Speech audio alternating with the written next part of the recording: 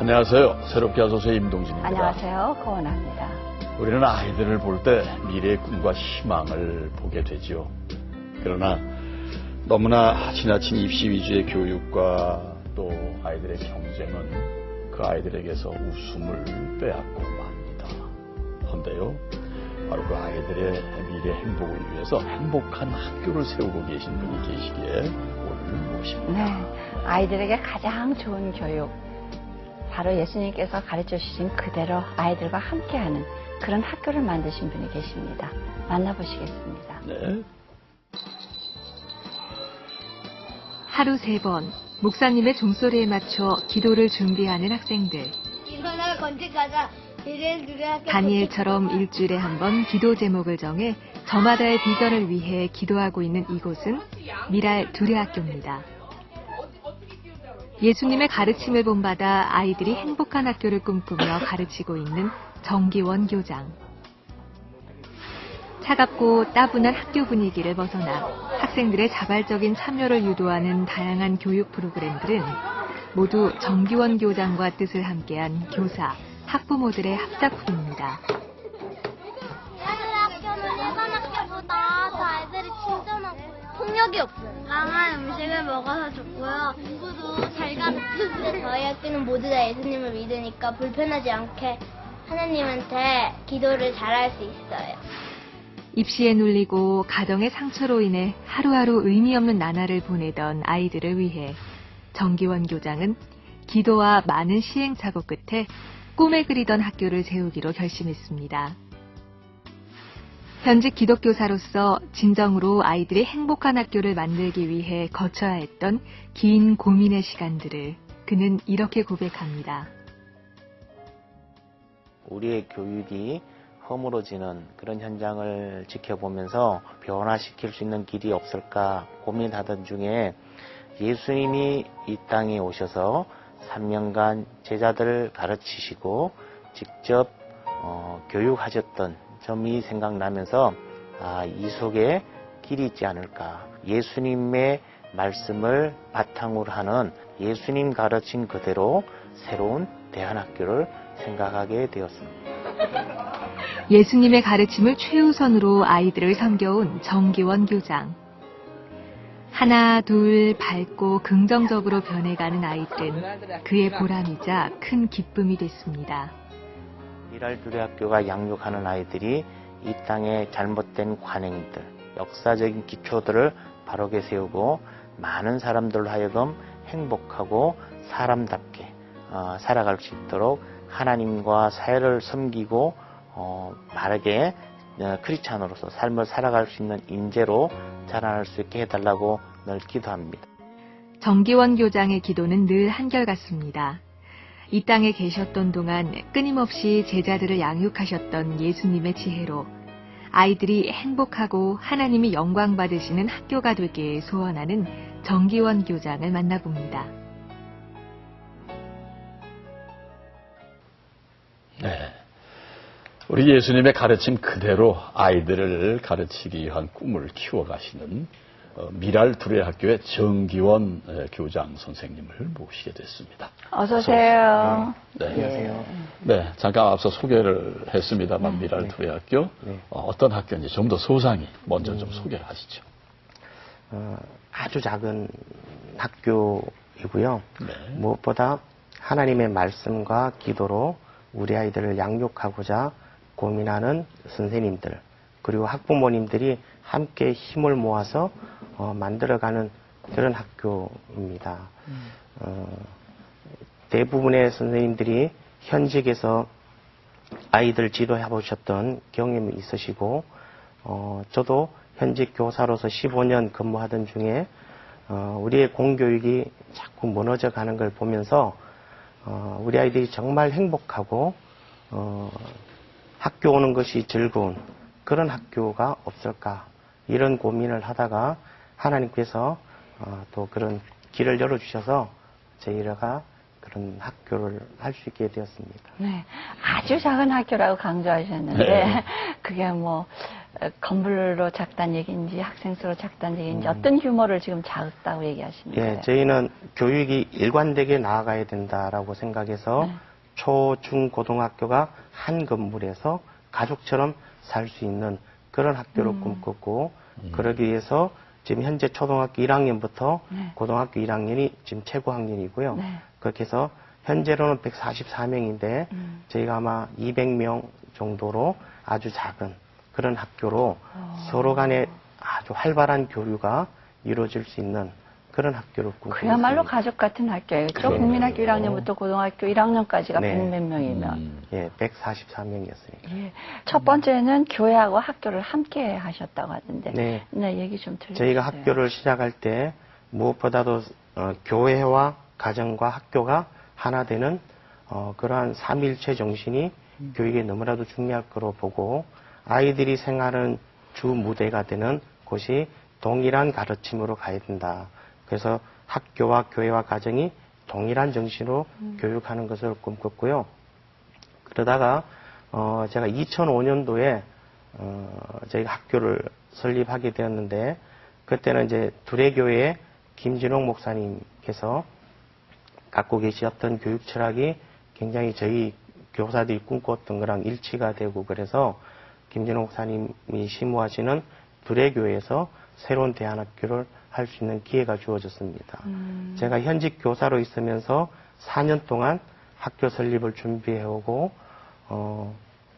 미국, 캐나다, 일본, 호주, 뭐 스페인, 네덜란드 이런데 정말 우리보다 교육이 앞서 있다라고 하는 그런 좋은 학교들이 있으면 탐방하면서 학교를 돌아보게 됐는데 제가 지금도 기억에 선명한 거는 2003년도에 캐나다에 갔었는데 신기하게 제가 가는 곳곳마다 우리 한국 아이들이 있는 거예요. 네. 그래서 제가 그 아이들 만났을 때 다 기러기 가정처럼 아빠는 한국에 계시고 온 아이들 보면서 보니까 다 교육 때문에 왔길래 야, 이거 빨리 한국에 돌아가서 이제는 교육 때문에 아이들이 외국에 나오는 일 없도록 네. 우리가 한국에서 정말 좋은 학교를 만들어야 되겠다 이런 생각을 가진 적도 있는데요. 그래서 다행히 교회에서 장소를 제공해 주셔서 저희가 6년 동안 학교를 해올 수 있었어요. 둘의 그래서 학교를요? 네, 둘의 학교를. 그 당시는 초등 1학년부터 4학년까지로 한 반에 15명씩 뽑아서 60명으로 학교를 시작했었는데 6년 지났더니 아이들이 많이 왔어요. 250명 가까이 됐고 교사들도 28명 정도 됐었고요. 그런데 이제 작년에 둘의 교회에서 이제 새로운 변화가 일면서 목사님이 새로운 분으로 이렇게 바뀌시게 됐어요. 네. 그러면서 새로 오셨던 목사님이 갖고 계셨던 교육 철학이 둘의 학교를 처음 세울 때 가졌던 생각이랑 좀 안 맞는 것을 느끼면서 제 사직서를 쓰고 나왔는데 사실 참 그 순간을 암담하기도 하고 과연 하나님이 어떻게 그림을 그려 가시려나 이런 생각도 하면서 있었는데 제가 2009년도에 제가 아주 감명 깊게 읽었던 책이 있습니다. 우리 최하진 선교사님이 쓰신 책인데 내 인생을 주님께 걸어라 이런 책을 읽다가 제가 굉장히 많은 도전을 받은 것은 내가 정말 하나님이 기뻐하신 학교를 부르짖으면서 예수님 가르친 그대로 둘의 학교를 해왔는데 과연 나는 내가 이 학교를 하면서 얼마나 하나님께 많이 부르짖고 하나님께 매어 달렸던가 생각했을 때 제가 많이 회개가 됐습니다. 그러다가 우연한 기회에 최하진 선교사님을 저희 학교로 모셔서 특강을 듣게 됐는데 제가 아주 강하게 마음에 정말 강한 도전을 받게 됐어요. 어떤 면이요? 예, 우리 그 최하진 선교사님이 중국에다가 하나님의 학교를 짓겠다 선언하시면서 모든 걸 내려놓고 가서 그런 학교를 세워가시는 과정을 봤을 때, 야, 일반적으로 도저히 이룰 수 없는 일인데 하나님이 저렇게도 역사하시는구나.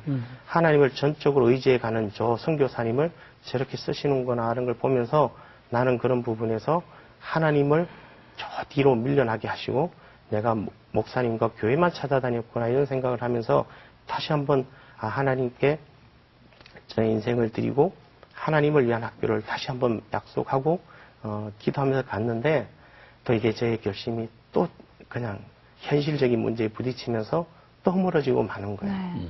근데 참 신기한 거는 2010년이 되면서 교회에 많은 변화가 생기고, 그럴 때 학교의 문제도 왔다 갔다 할 때에 지하진 선교사님이 이번에는 두레교회를 통해서 오셔서 집회를 하시게 됐어요. 네. 저는 집회 참석하기 어려운 상황이었는데 하나님이 참석하실 수 있는 여건을 만들어 주셔서 제가 앉아서 집회 참석했다가 저는 아주 충격을 받은 게 작년에 하셨던 영상물을 그대로 보여주셨는데 갑자기 제 안에 음성이 들리는 거예요. 또 다른 음성이.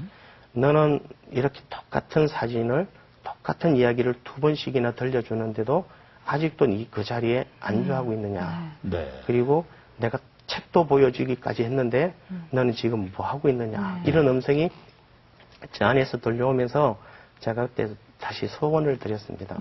하나님, 이제는 제가 정말 죄송하다고 하나님을 위한 학교 다시 한번 도전해 보겠다고. 그랬더니 그때부터 10월 달에 그런 일이 있었는데 11월 30일 날 사직서를 쓰게 하시고 정말 많은 일들이 생겼는데, 저는 그때 제가 느낀 게 11월 30일 날 사직서 쓰고 났을 때 혼자 막막하게 과연 하나님이 어떤 그림을 그려가실까 생각했는데, 12월 18일 날 저희 교사들이 20명이 같이 사직서를 써주셨어요. 같이 동행하겠다라고 해주셨고, 아이들도 85명이 저를 따라오겠다라고 하면서 저는 원래는 작게 혼자서 학교를 생각할 궁리만 했는데 이렇게 하나님이 사람들을 붙여주셔서 너무나도 고맙고 감사했는데, 문제는 그때부터 저한테 고민이 생긴 겁니다. 이 많은 아이들과 교사들을 붙여주셨는데 어디서 거주지를 마련할 것이며 어떻게 할 것인가, 이런 고민을 하다가 하나님이 정말 길을 열어주시는 것을 제가 목도한 게, 저희가 30곳도 넘는 장소를 학교할 건물을 임대해서 하려고 했기 때문에 30여 곳을 넘는 곳을 봤는데 연결이 안 되는 거예요. 네. 그럼 하나님이 과연 우리가 들어갈 장소를 어떻게 해주실 건가, 이런 생각을 하고 있는데, 그때 하나님이 역사해 주시는 게 25가정의 부모님들이 모여서 학교의 새로운 장소를 찾는 회의를 하던데, 부모님들끼리 의견을 나누시다가 저 강남에 가면 자녀들의 사교육비로도 수백만 원치 쓰는 집도 있다는데, 우리가 우리 자녀만 행복한 학교가 아니라 한국의 아이들을 행복한 학교, 행복하게 만들어주기 위한 학교를 꿈꾸고 있는데, 우리가 그런 학교를 만드는데 가만히 있어서 되겠냐. 그러면서 우리가 돈을 투자하자. 그러면서 각 가정에서 돈을 모으기로 다짐하면서 집을 담보로 대출을 받기 시작하셨어요. 그래서 5천만 원에서 1억 3천만 원씩 집을 담보로 대출 받아가지고 저한테 10억을 만들어 오셨습니다. 그러면서 이걸로 하나님이 기뻐하실 학교 한번 해봅시다라고 모으셔서, 그러면서 이제 땅도 사고 17억 주고 땅도 대지를 매입하고, 그러면서 저희가 오늘날까지 이렇게 학교를 해올 수 있게 됐습니다. 굉장히 특별한 학교예요. 그러니까 25명의 지금 부모님들이 그러면 함께 지금 이 학교를 네, 만들었다는 같이 하고 얘기인데, 있습니다. 이제 뭐 학교가 건물이 있는 것도 아니고 네. 선생님만 계시는 상태에서 예. 선생님도 학부모도 다 따라가겠다 그거 네. 아니었죠. 예. 그러면 그분들은 선생님의 저 선생님의 뭐 때문에 우리가 학교도 없고 아무도 없는 상태에서 따라가겠다고 말을 한 것 같아요.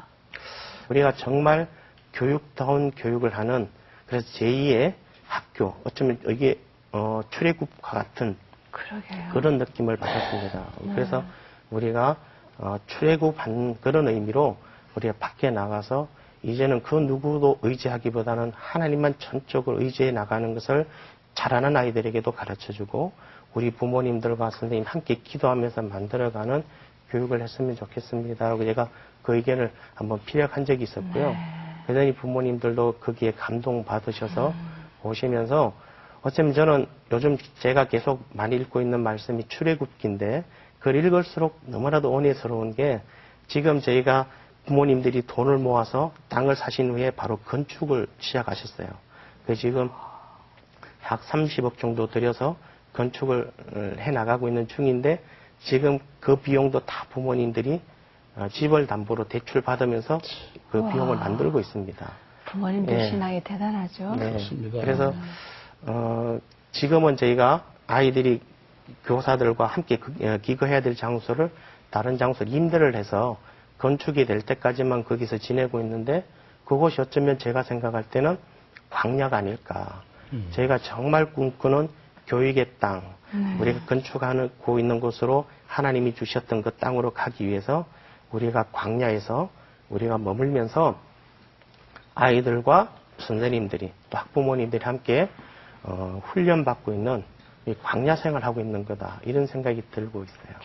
너무나도 감사한 일을 제가 경험하고 있는 중입니다. 네. 그 일반 학교하고 이 네. 미랄 두레 학교하고의 가장 큰 차이점은 뭐길래 부모님들이 그렇게 팔걷고 나설 수밖에 없는 제일 큰 차이점은 뭐예요? 아마 제일 중요한 부분은 하나님 말씀대로 아이들을 양육한다는 부분. 그래서 특히 선생님들이 기도하는 선생님들이다라는 부분이 부모님들에게는 가장 영향을 주고 있는 부분인 것 대개 같고요. 크리스천 학교가 다 그거 아닙니까? 네. 근데 거기하고 또 다른 거기에 게 또 뭐예요? 다른 부분들이 예. 뭐냐면 아이들 한 명 한 명을 저희가 정말 인격적으로 존중하면서 양육해보자. 그래서 저희가 이 학교를 세울 때 아이들의 인격을 존중해주는 교육을 펼쳐보자. 그래서 체벌과 폭력, 폭언이 없는 정말 그런 교육을 우리가 한번 사용해보고 그러려면 부모님들에게도 그와 같은 동일한 양육 태도를 요청해야 된다. 그래서 부모님들이 저희 학교에 자녀를 입학시키려고 할 때도 교사들과 같은 마음으로 자녀들 양육할 때 절대 체벌이나 폭언을 하지 않겠다라고 하는 서약서도 쓰셔야 되고 이미 교사들이 그렇게 양육할 거니까 가정에서 동일하게 해주셨으면 좋겠다는 의미로 그런 걸 요청을 했고요. 그런 아이들을 인격적으로 존중해주는 교육을 하면서 저희는 제일 먼저 하는 것이 다니엘처럼 다니엘이 하루에 뜻을 세워서 하루에 3번 기도했던 것처럼 네. 우리 아이들에게도 자라는 아이들에게 정말 기도가 체질화되고 습관화되도록 할 필요가 있겠다. 그래서 하루에 3번 우리 아까 선생님이 오늘은 종을 들고 다니면서 치셨던 장면이 나왔었는데 그렇게 종을 울리고 다니면 어디에서 무엇을 하든지 기도하는 모든 거? 것을 멈추고 학교와 가정을 위해서 기도하는 것을 네.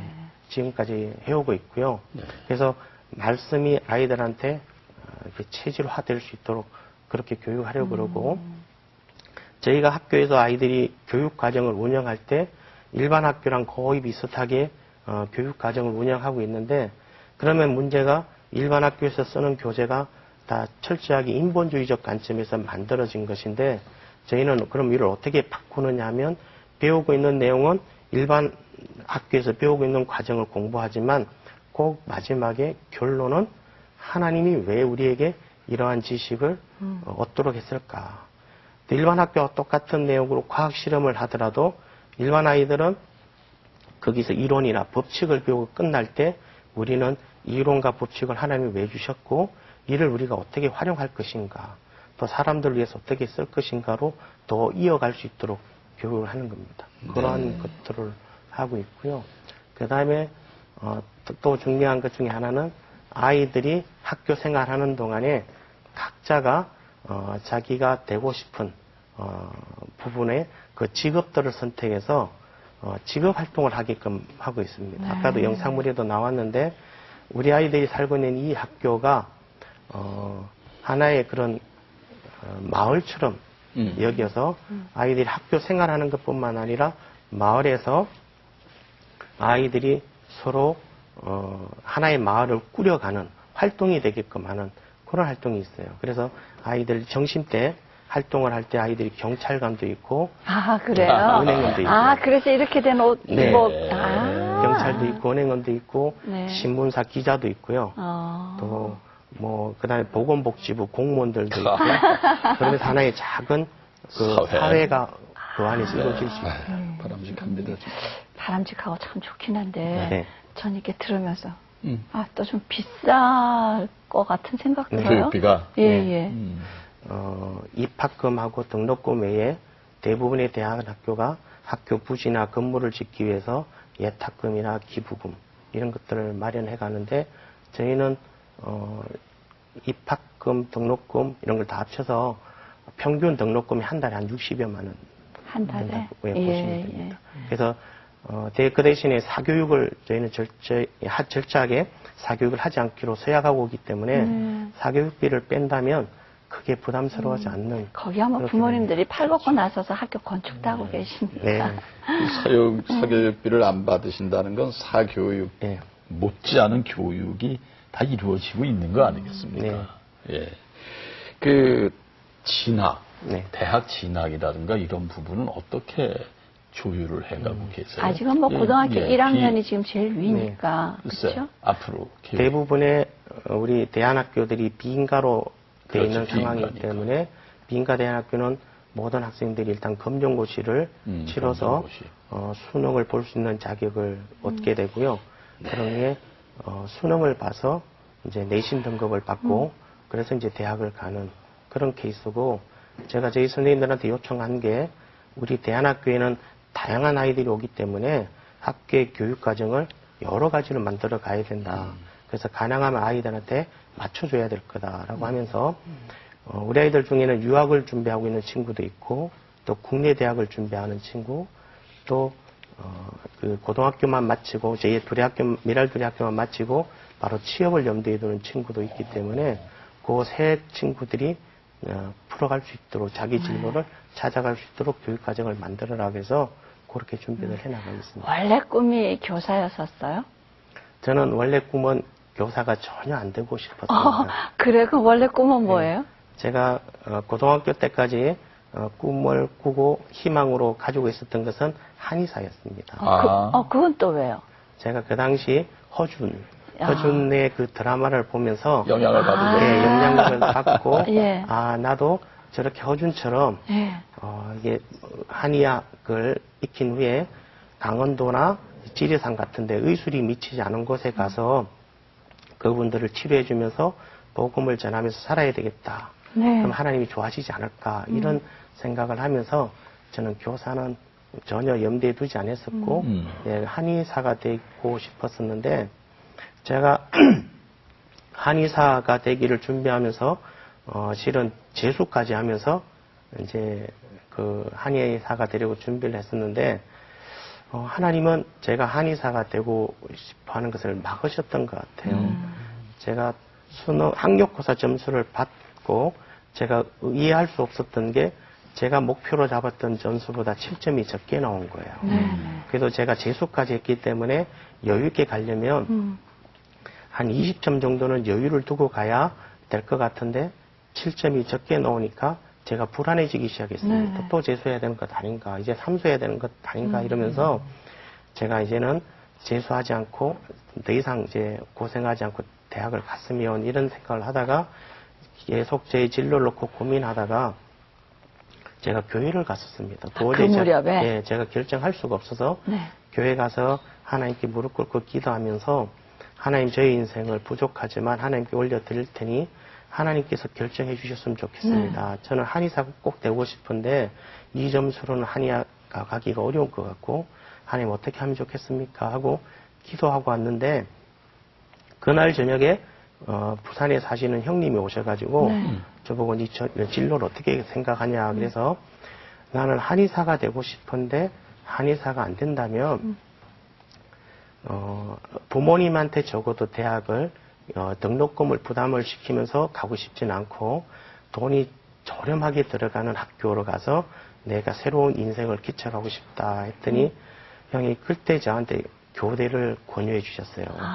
그러면 교육대학교도 괜찮지 않겠냐. 네. 비용도 적게 들 뿐만 아니라 너는 성격도 어린아이들을 좋아하니까 교대 가는 건 어떠냐라고 해서 그때 저는 하나님께서 혹시 형을 통해서 안내하시나 이런 생각을 하면서 이제 교대를 이렇게 마음에 두고 기도를 하면서 갔는데 제가 이제 교대는 무난하게 합격은 했고요. 네네. 그런데 제가 정확하게 하나님이 부르신 이유가 무엇인 걸 알게 된 게 2년 차 때 한 네. 아이 때문이에요. 예. 예, 제가 담임을 하면서 만난 그 여자아이는 엄마가 일찍 돌아가셨고 아빠랑 할머니랑 살아가는 여자아이였는데 이 아이가 너무나도 제가 안 됐길래 많이 챙겨줬는데 11월 달에 아빠가 일을 하시다가 돌아가셨어요.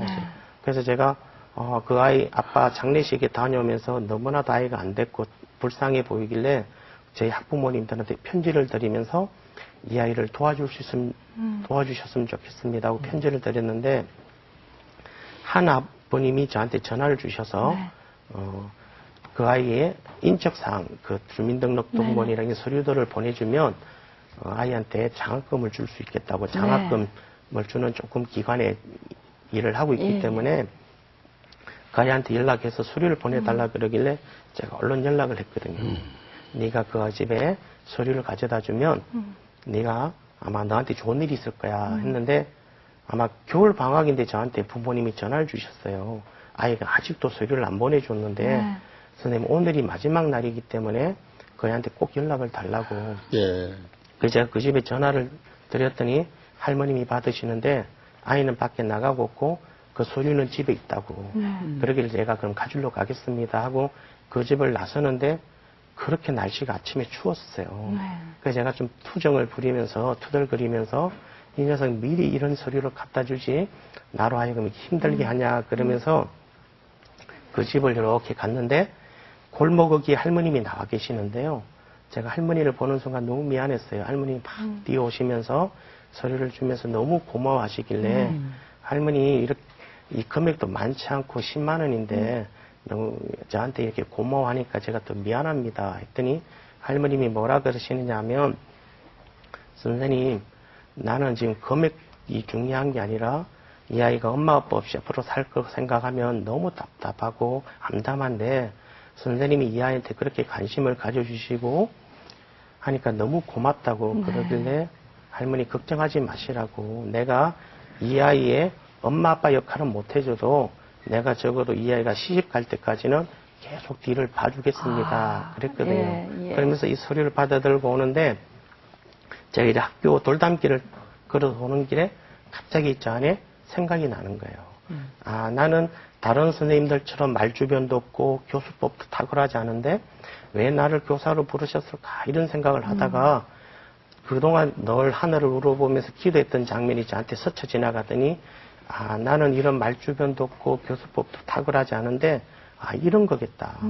사랑이 부족한 아이들한테 사랑을 주고 절망 속에 있는 아이들한테 희망을 불어넣어주는 거 이렇게 몸으로 뛰어다니면서 이런 일을 하라고 하나님이 날 불러주셨다면 야 이런 일은 내가 감당할 수 있겠다. 그러니까 이제 교사로서 어떤 이제 사명감 같은 게 은밀한 아이를 통해서 그렇게 바뀌시고 난 다음에 같은 교사 일을 하시면서도 이제 활동하는 게 달라지셨을 것 같은데 어떤 활동들을 하셨습니까? 제가 현직에 나와서 3년 되다 보니까 앞으로 자라날 아이들, 다음 세대 아이들을 전통적인 교육 방법으로 양육하는 것은 이게 문제가 있다.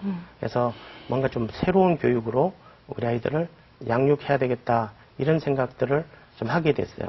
그러다 보니까 제가 첫 해 나와서 아이들을 열심히 지도한다고 했지만 많은 시행착오를 겪고 그랬었는데 그때 하나님이 새로운 생각들을 주셨던 게 너의 이런 시행착오들, 네가 잘못하고 잘못 지도했던 이런 부분들을 또 너와 똑같이 발령받고 오는 후배들한테 뭔가 넘겨줘야 되는 것 아니냐 이런 생각들을 하게 해주셨어요. 그래서 제가 현직 교사들 팀을 만들어서 우리 학급 경영 연구회라는 모임을 만들었습니다. 그래서 처음에는 8명으로 시작했는데 지금은 한 5,000명 정도 선생님들이 카페에 들어와 있고요. 그리고 제가 여름방학, 겨울방학 때 36번 정도의 현직 교사들을 대상으로 하는 연수도 해오고 그러면서 우리 공교육을 변화시키려면 교사들의 시행착오들 이런 것들을 많이 줄여야 된다. 이런 얘기들 하면서 그런 연수도 많이 해오고. 예. 학교에 와서 변화한 아이들의 사례가 좀 있을 것 같아요. 예, 대표적으로. 네.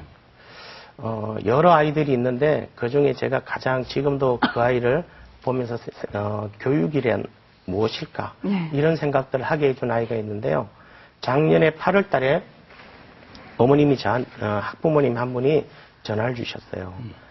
서울의 북부 쪽에 있는 사립학교에 자녀를 보내고 있는 학부모라 그러면서 지금 자녀가 2학년인데 학교를 안 가려고 그런다고 초등학교 그러면서 2학년? 초등학교 2학년인데 학교를 안 가려고 그러는데 선생님 이럴 때 어떻게 해야 됩니까 하면서 저희 학부모님도 아닌데 저한테 전화를 주셨어요. 그래서 제가 사연을 들어보니까 너무 안 됐고 그래서 문제는 뭐예요? 그러니까 그 아이에게. 아이를 데려오라 그랬어요. 네네. 왔더니 와서 봤더니 일반 학교에서 적응하기 좀 힘들 것 같은 아이였어요. 어떤 아이? 왜? 어떤 부분?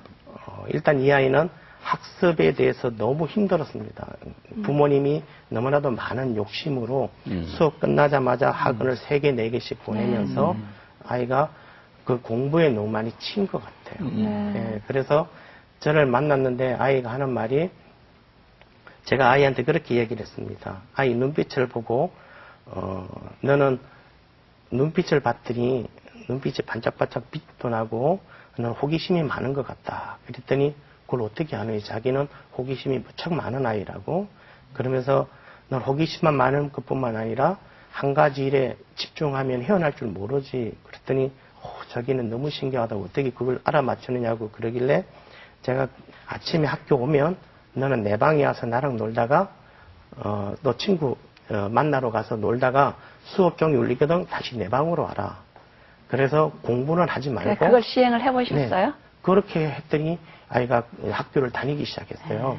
그 결국 지금 들어보면 이제 그 아이들에게 문제가 있는 게 아니라 네. 교육은 부모를 해야 될 것 같은 느낌이 네. 지금 들고 근데 그 선생님 교회 언제부터 나가셨어요? 저는 모태신앙입니다. 얘가 어렸을 때 아버지가 이제 장로님이셨고 네. 엄마가 권사님이신데 네. 저는 그래서 태어나면서부터 그러니까 선생님이 교회를 만난 다니게 하나님 언제 네. 개인적으로 만난 거예요? 저는 이제 고3 때 예. 제가 하나님에 대해서 생각을 하게 됐고요. 그 전까지는 거의 이제 습관적으로 교회 출석한 것 같은데 제가 진지하게 하나님이 정말 살아계시는 분일까 고민했던 것은 제가 재수하면서부터예요. 예. 재수하면서 뒷바라지 해주셨던 할머님이 재수하던 9월경에 간암 진단을 받으셨어요. 그러면서 병원에서는 3개월을 사시기는 어렵다. 그래서 제가 너무나도 아쉬웠던 거는 할머님의 일평생 소원이 제가 대학 가는 걸 보는 게 소원이었는데 제가 그걸 들어드리지 못할 것 같은 상황에서 제가 하나님께 더 많이 기도하면서 하나님 왜 이런 어려움을 초래하게 되셨냐고 막 투정도 부리고 그랬었는데 저는 할머님이 돌아가시는 그 장면에서 하나님 살아계시는 거를 직접 경험하게 됐습니다. 할머님이 돌아가시기 전날 저는 재수하고 나서 계속 할머니 옆에 붙어 앉아 있으면서 찬송가도 불러주고 대소변도 받아내면서 뒷바라지를 해드렸는데 하루는 3개월째 되는 날 할머님이 갑자기 누우시겠다 하시는 거예요. 할머님은 계속 앉아 계셨거든요. 밤에도. 그래서 제가 누우시면 할머니 못 일어나실 것 같은데 어떡합니까 했더니 할머님이 누우시려고 하면서 아버지를 오라 그러시더라고요. 그래서 아버지를 오라 그러면서 너는 장로인데 나를 위해서 기도 안 하냐. 기도를 하게 하셨고요. 그래서 목사님 오시게 해서 예배를 드리라고. 그래서 예배를 드리는데 전 옆에서 이렇게 할머니를 보니까 할머님이 이제 기력이 세해지신 것 같았어요. 그래서 제가 늘 즐겨 부르셨던 찬송가도 불러드리고 막 그랬는데 할머님이 갑자기 돌아가시기 전에 주여를 외치시면서 주여 그러시더니 조용히 눈을 감으셨는데 그러셨군요. 저는 그 표정이 너무 편안해 보이셨고 그래서 장례 치르는 과정도 추웠던 겨울이 그렇게 따뜻하시고 그래서 하나님이 할머니를 그렇게 사랑하셨고 그래서 편안하게 가남이셨는데 아무런 고통 없이 하늘나라 가신 걸 보고 전 하나님이 정말 나의 마지막 제가 그렇게 간절히 원했던 기도를 들어주셨구나. 교장 선생님 여기까지 오신 거는 그 많은 그 제자들, 아이들이 일종의 반면교사 역할을 해준 거죠. 예. 이런 대안학교를 만드시기 이전에 일반 학교에서 뭘 보시고서는 이건 아니다 하신 무슨 어떤 확실한 확증을 갖고 또 확신과 더불어 이 학교를 이렇게 이제 만들어 가셨을 텐데 그 뭐 대표적인 예를 하나 들어주시겠습니까? 제가 공교육에서 교사로 있는 동안에 제일 답답했던 거는 선생님들이셨어요. 선생님들이 변화되지 않고 있고 지난날에 해왔던 것들을 그냥 그대로 고수하려고 했고 뭔가 새로운 변화를 추구하면 뒤에서 많이 험담을 하거나 이런 모습을 보면서 사실 많이 낙심도 했었고요. 네. 그래서 새로운 교육을 찾아서 배우러 가야 되겠다 해서 제가 영훈초등학교가 우리나라에서 열린교육을 제일 먼저 했던 학교기에 거기 가서 열린교육을 배워야 되겠다라고 해서 6년 근무하고 다시 공립에 나왔는데 그때도 또 새로운 학교를 가긴 했는데도 여전히 변화되지 않는 선생님들의 이 답답한 모습도 보고요. 그래서 다시는 이게 안 되겠구나. 그래서 새로운 학교를 다시 찾아봐야 되겠다라고 하던 중에 그 당시 우리 학교가 계속 공교육이 위기 현상들이 나타났었어요. 교실 붕괴며 아이들이 선생님들한테 함부로 대하고 이런 모습들이 나올 때 이게 공교육이 무너지고 있을 때 이럴 때 내가 공교육에서 열심히 하는 것도 중요하지만 네. 이럴 때는 누군가가 좀 새로운 대안을 모색하고 보여줄 필요가 있겠다. 네. 그래서 이런 공교육의 문제를 해결할 수 있는 타결책이 뭘까? 이를 놓고 고민하다가 제가 그때 깨달은 게 예수님의 교육 방법이었습니다. 그렇습니다. 예수님이 3년 동안 제자들을 양육하셨던 그 모습이 2000년 전에 우리 예수님이 이런 것을 보여주셨는데 우리가 여기서 뭔가 해법을 찾아야 되는 것 아닐까. 그러면서 제가 말씀이 기초가 되는 그런 학교가 이 시대에 필요하겠다. 그러면서 제가 대안학교로 설립하면서 갈 수 있는 그런 계기가 그때 마련된 것 같습니다. 그러셨군요. 얼마 전 몸이 불편하셔서 과로로 쓰러지셨다는 얘기. 네. 예.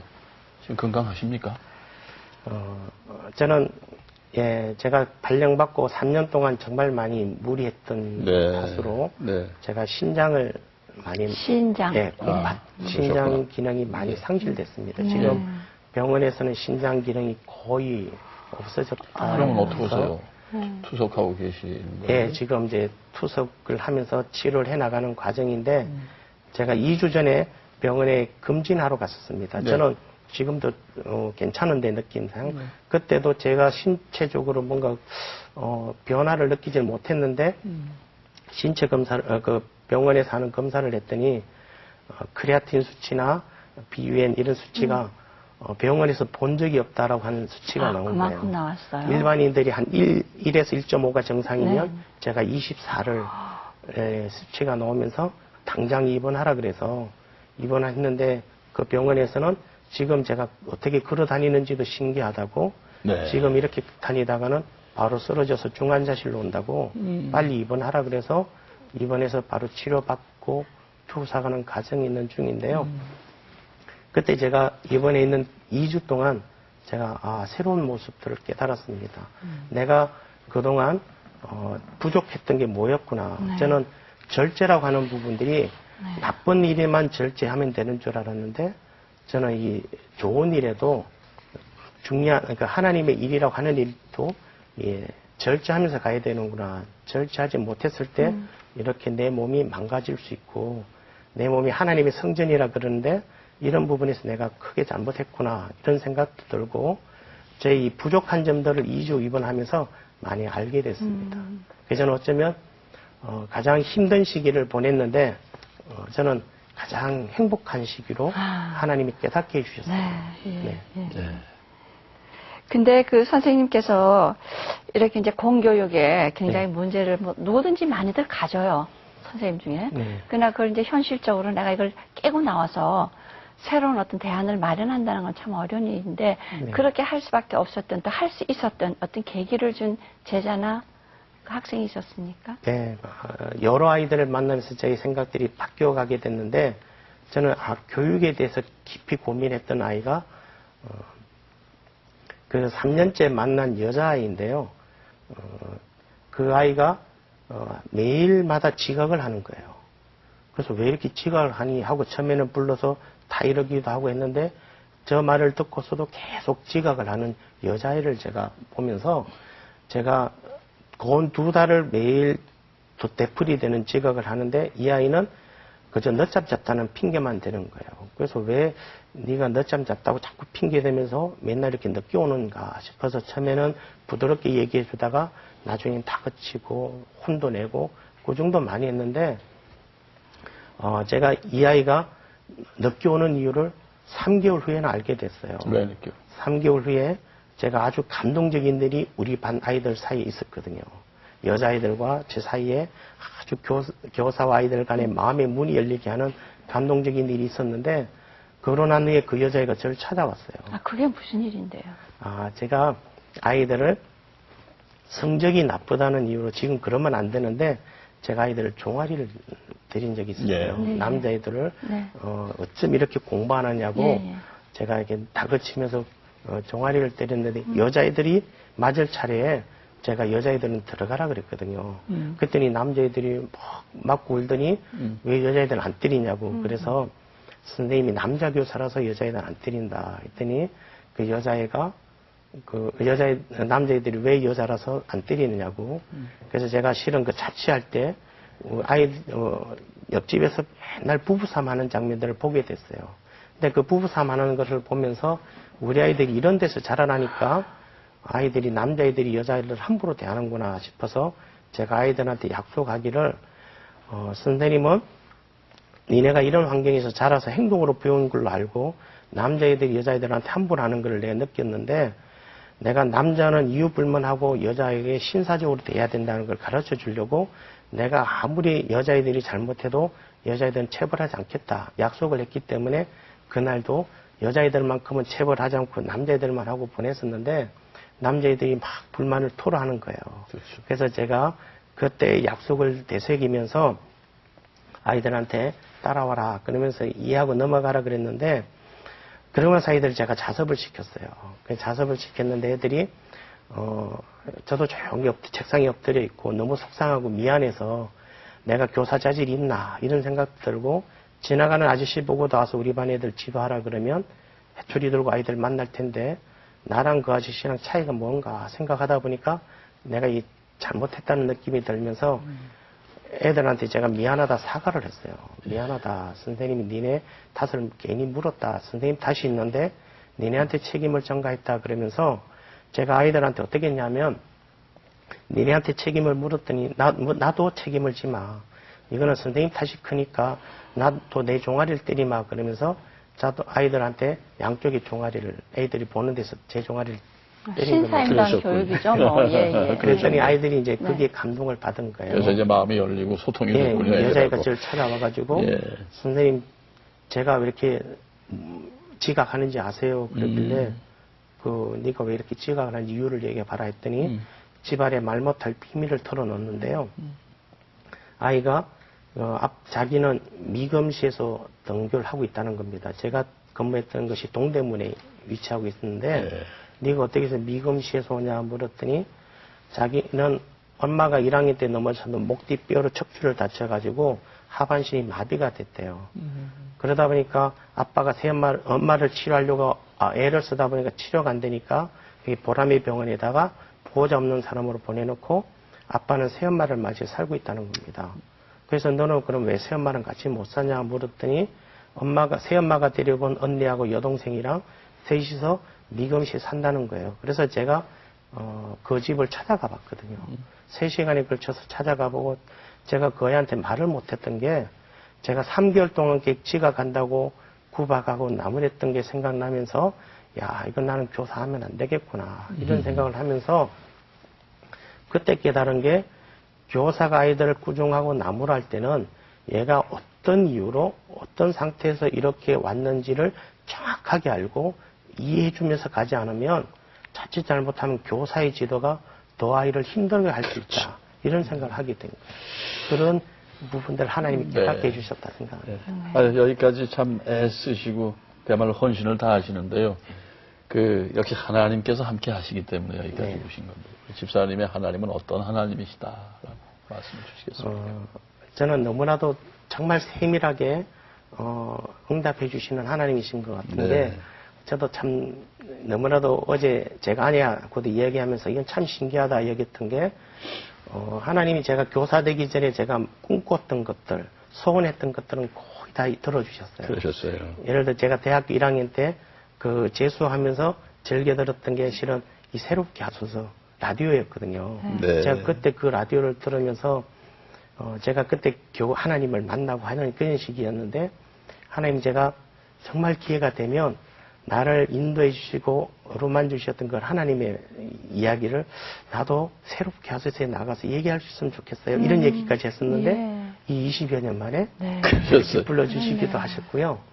제가 발령 받을 때 저는 이런 아이들을 만났으면 좋겠어요. 하나님 했더니 그런 아이들 한 명씩 만나게 하면서 제가 교사로서 다른 데 눈 돌리지 않고 계속 교직으로 올 수 있도록 해주신 것 같습니다. 하나님 믿는 사람 모두 그 말씀이 있지 않습니까? 하나님 주신 말씀.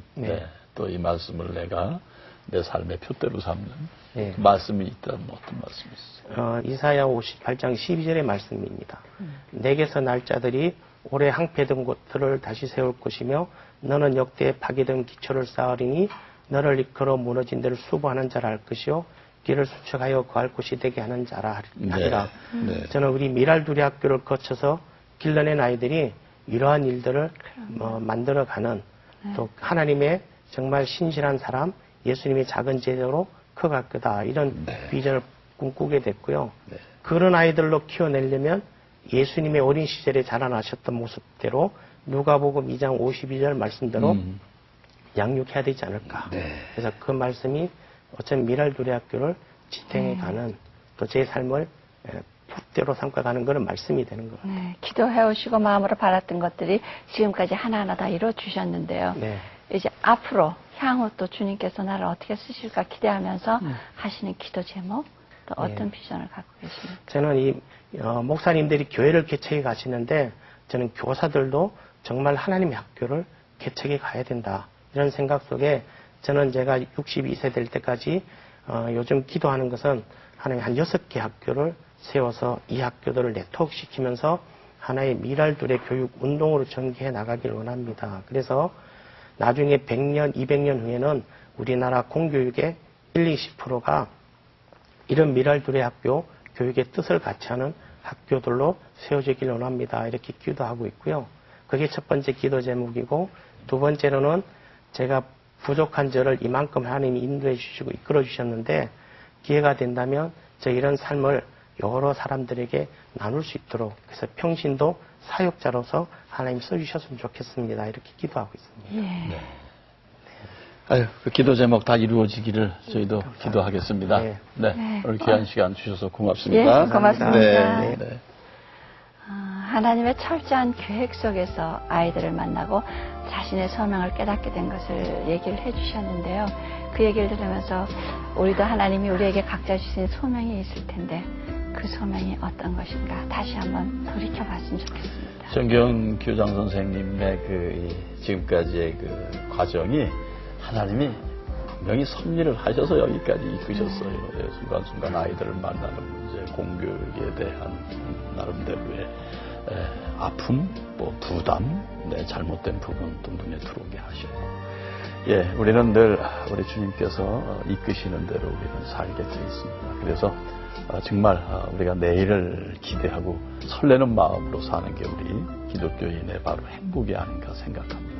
지금 무엇을 기대하시고 설레십니까? 설레임은 곧 희망인 줄 믿습니다. 희망찬 삶을 누리시기 바라면서요. 오늘 새롭게 해서 여기서 마치고 저희는 다음 시간에 다시 찾아뵙도록 하겠습니다. 시청자 여러분, 안녕히 계세요.